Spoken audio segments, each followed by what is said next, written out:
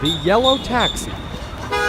It's as much a symbol of New York City as Lady Liberty herself. Johnny?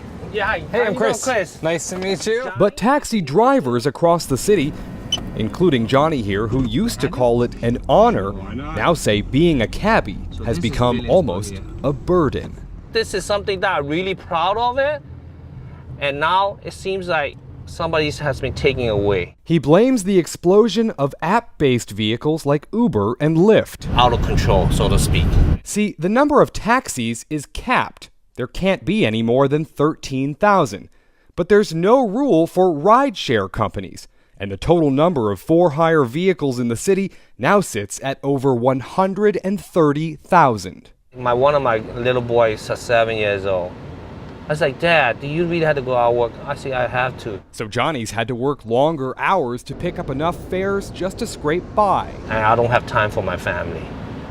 And this is kind of sad in a way because I took something away from my family. The problem is now front and center after 6 drivers recently took their own lives. One of them, Doug Shifter, writing in a lengthy Facebook post, there are, quote, too many feeding off the same pie.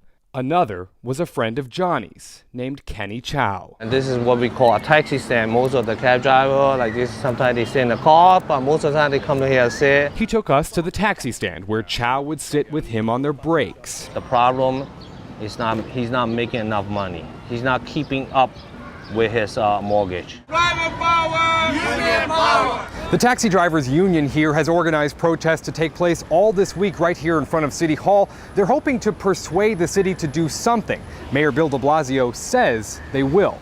Other cities have seen similar problems and are now limiting the number of Uber and Lyft vehicles, something New York is strongly considering. Hopefully they're going to change something. But whatever happens, he says he won't quit the job he once held in such high esteem. There's no way they could take that away from me. Because he hopes his role will, one day, return to its former glory.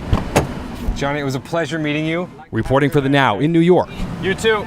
I'm Chris Welch.